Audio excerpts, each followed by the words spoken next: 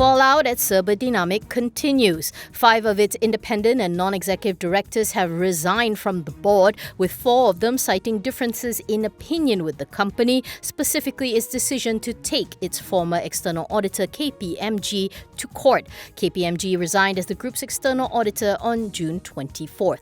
The 5 independent directors are Rozilawati Haji Basir, Sharifah Irina Said Ahmad Radzi, Datuk Sri Tunku Hasmuddin Tunku Othman, Hasman Yusri Yusof and Maslina Zaid, according to several boss filings. But only Maslina, who was a recent appointment, cited personal commitment as the reason for her resignation. Maslina was among 3 additional independent and non-executive directors that Serba Dinamik appointed to its board on June 14th following its spat with KPMG.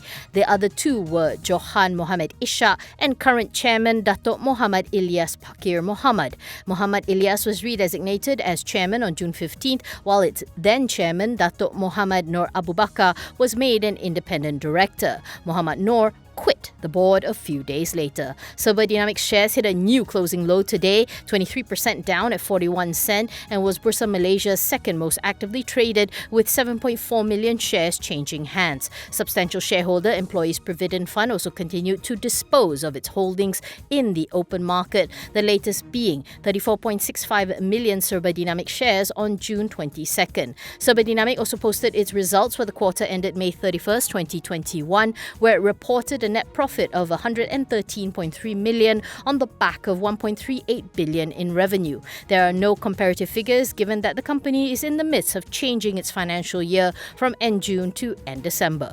According to the company, its operations and maintenance segment was the largest contributor to revenue thanks to its jobs in the Middle East.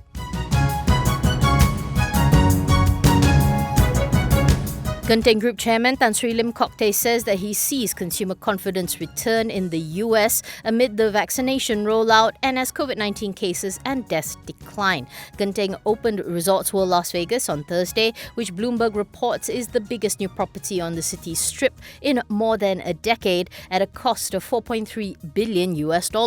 In an interview with Bloomberg TV, Lim says there is unmet demand as people have been forced to stay home for so long. He adds that the increase in vaccinations and the fall in cases have given consumers the confidence to spend again. The group is super confident in its projects in the US and will look to list the business when the numbers pick up and investor confidence returns as the pandemic wanes. The opening of the casino is a milestone for Genting, which has had mixed luck with some of its other casino projects in the US. Lim points out that the large investment was made some time ago and that it was fortunate that construction could continue even when COVID-19 hit, which means the group is in a good place to ride the recovery.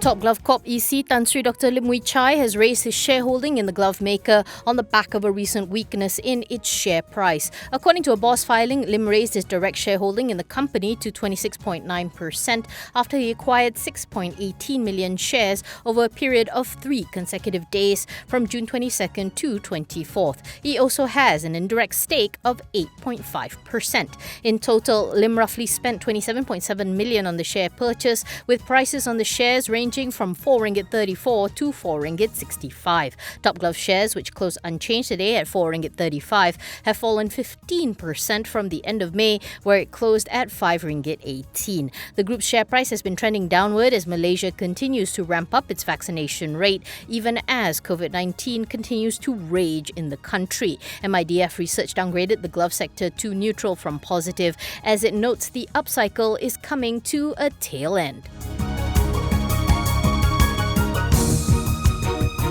IOI Corp says it has taken note of the U.S. Customs and Border Protection's letter to migrant worker rights specialist Andy Hall concerning a petition providing information on alleged forced labour at its plantations. According to a statement on IOI's website, the CBP indicated in a letter dated May 26, 2021, that it had determined the information was sufficient to investigate the merits of the allegation. IOI says that as at June 25th, it has not been contacted by CBP with regard to the investigation.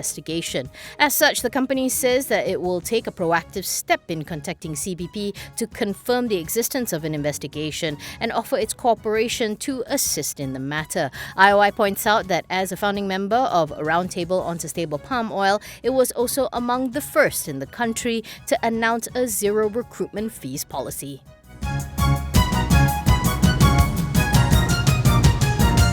Dewan Rakyat Speaker Dato' Azhar Azizan Harun and Dewan Negara President Tan Sri Dr. Rais Yatim have proposed that a special sitting be held in early August in order to make necessary amendments to the standing orders for the commencement of a hybrid parliament. It is expected that a hybrid parliamentary session can commence around end August or no later than the first week of September 2021. Besides amending these written rules under which the House regulates its proceedings, the special sitting will need to iron out definitions of virtual parliamentary sessions, resolve the coordination of parliamentary members' responsibilities, as well as other technical matters. They said the hybrid sitting may generally involve the physical presence of at least 26 members of the Dewan Rakyat to meet the quorum requirements and 10 senators in the Dewan Negara. The rest have the option of either attending physically or virtually, subject to COVID-19 SOP.